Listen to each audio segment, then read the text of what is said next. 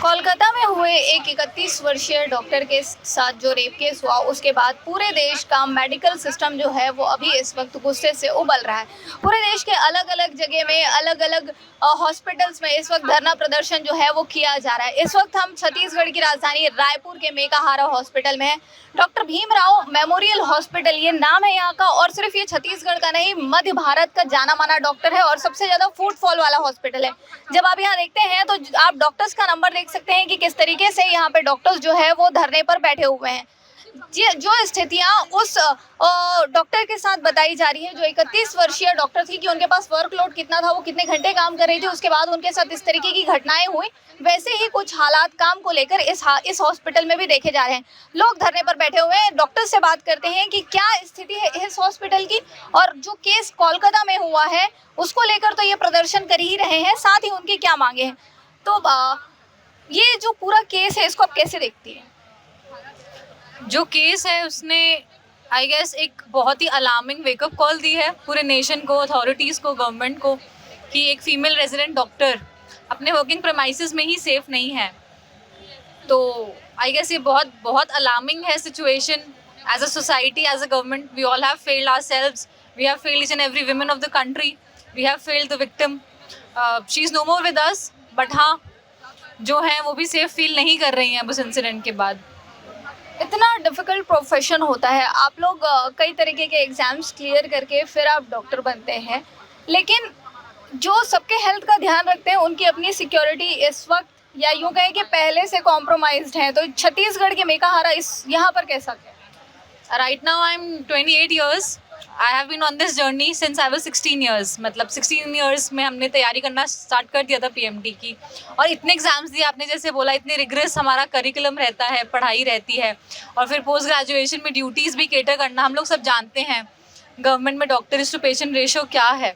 उसके बाद एक 36 आवर शिफ्ट पे रहने के बाद, जहाँ पे आपका खाने का समय नहीं है, सोने का समय नहीं है, किसी चीज़ का समय नहीं है, आखिरी चीज़ जो आपके दिमाग में आएगी वो होगी कि आपकी सेफ्टी। जहाँ आप आधे एक घंटे के लिए रेस्ट करने गए हैं, अब वहाँ तो हम लोग कभी इससे पहले क्वेश्चन नहीं करते थे कि हम सेफ हैं नहीं हैं, बट हाँ, अब हम आधे घंटे के लिए भी अपना ड्यूटी रेस्ट रूम यूज़ करेंगे तो हम लोग चैन से नहीं कर पाएंगे, क्योंकि कहीं बैक ऑफ द माइंड रहेगा कि कोलकाता में को पीजी थी जो रेस्ट रूम यूज़ करने गई थी, and she is no more with us, she was brutally raped, murdered. और इससे बुरा कुछ नहीं हो सकता एज अ सोसाइटी और एज अ नेशन। हमारी गवर्नमेंट के लिए बहुत शर्मनाक बात है कि इतनी काबिल लड़की आज हमारे बीच नहीं है। आप डॉक्टर होने के साथ एक मेल भी हैं, किस तरीके का प्रेशर अब आप लोग के दिमाग में है? क्योंकि इस तरीके की जो घटनाएं होती हैं ये पुरुष समाज पे भी बहुत बड़ा क्वेश्चन रेज करती है। बिल्कुल, बहुत बड़ा क्वेश्चन रेज़ करती हैं। अब जैसे हम लोग के बहुत सारे फीमेल फ्रेंड्स भी रहती हैं जिनके साथ ये सब जिनको ये सब फेस करना पड़ता है, और हम लोग एज अ मेल हम लोग ये सोचते हैं कि एक हम लोग खुद को प्रोटेक्ट करें, और फिर हम लोग ऐसा लगता है कि हम लोग उनके साथ रहें हमेशा, उनका साथ दें। तो साथ रहने और साथ देने की बात जो है वो पुरुष डॉक्टर कर रहे हैं, लेकिन इस वक्त हमारे साथ कुछ और डॉक्टर्स, क्योंकि डॉक्टर्स को कभी कैटेगराइज नहीं किया गया है महिला और पुरुष में, लेकिन ये जो इंसिडेंट है ये मजबूर कर रहा है लोगों को इस तरीके से बांटने के लिए। तो आप यहाँ पर ये तख्तियाँ देख सकते हैं कि किस तरीके से डॉक्टर्स ने अपने हाथ पे रखी है अपने हक के इंसाफ के लिए, अपने जो वर्किंग प्लेस है वहाँ पे सेफ्टी के लिए। तो इनसे बात करने की कोशिश करते हैं।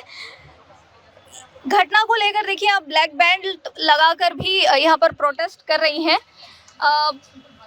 क्या लगता है आपके इस प्रोटेस्ट से आपके वर्किंग प्लेस में आपके लिए क्या चेंज आएगा?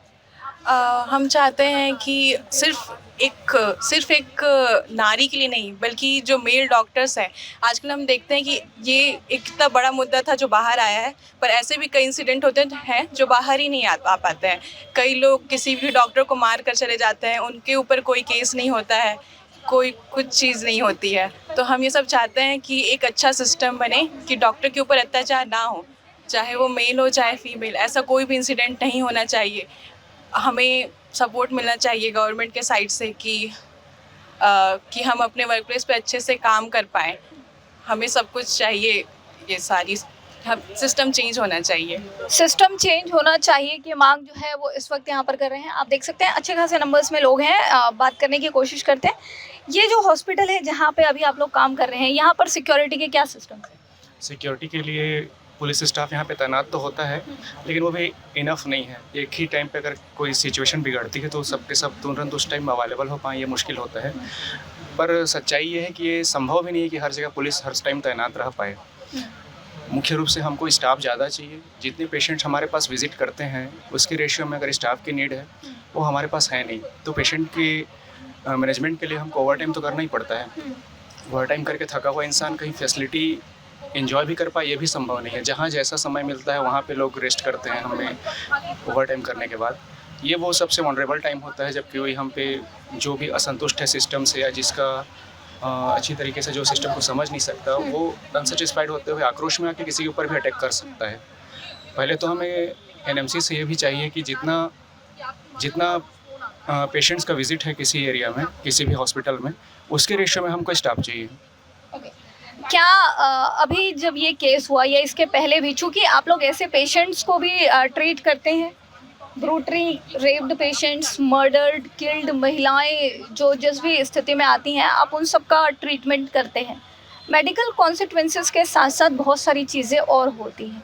इस केस के बाद क्या लगता है, क्योंकि लगातार हम देख रहे हैं अलग अलग तरीके की रेप केसेस किसी भी फील्ड से निकल के आ रहा है सोसाइटी में, चूंकि आप एक मेल हैं, अब आप पे कितना प्रेशर है कि आप सोसाइटी को सही दिशा, सही समझ और सही नियत दे सकें? सोसाइटी के पार्ट में केवल फीमेल ही नहीं होती, मेल भी होते हैं। महिलाओं की सुरक्षा और महिलाओं का सम्मान दोनों पक्ष से होना चाहिए। महिलाओं को स्वयं भी अपना ध्यान तो रखना ही होगा और पुरुषों को भी ये ध्यान देना होगा कि कहाँ पे महिलाओं की सुरक्षा के लिए हमें खुद भी जिम्मेदारियाँ उठानी हैं। जब तक पेशेंट्स की आखिरी सांस होती है हमको प्रयास करना हमारा काम है और वो हम करते हैं। इसमें कोई ये चॉइस नहीं होती कि कोई पेशेंट्स अगर बच नहीं सकता तो हम उसका इलाज नहीं करेंगे। जिसकी इलाज की ज़रूरत है उसकी इलाज होना ही चाहिए और हम वो करते हैं। तो जिसको इलाज की ज़रूरत है उसका इलाज होना ही चाहिए, ये डॉक्टर्स का कहना है। और लगातार इस चीज़ की डिमांड भी डॉक्टर्स के बीच से उठ रही है कि पेशेंट्स के रेशियो में हेल्थ डिपार्टमेंट जो है वो बाकी इंफ्रास्ट्रक्चर, डॉक्टर्स, नर्सेस, सारी चीज़ों को सही ढंग से मुहैया कराए। बिल्कुल यहाँ पर देखा जा सकता है कि जितना प्रेशर फीमेल्स को अपनी सेफ्टी के लिए है उतना ही प्रेशर फील अभी डॉक्टर भी फ़िलहाल कर रहे हैं।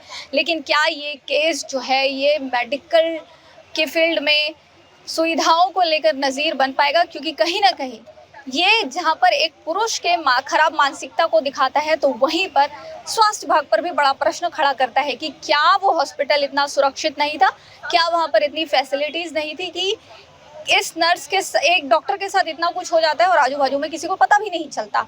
पता चलता है तब तक देर हो चुकी होती है। तो ये तमाम वो सवाल हैं जो इस केस से खड़े हो रहे हैं, पर हर उस हॉस्पिटल में अप्लाई हो रहे हैं जहाँ पर स्टाफ कम है और पेशेंट्स ज़्यादा हैं। छत्तीसगढ़ से लोकमत के लिए स्वाति कौशिक की रिपोर्ट।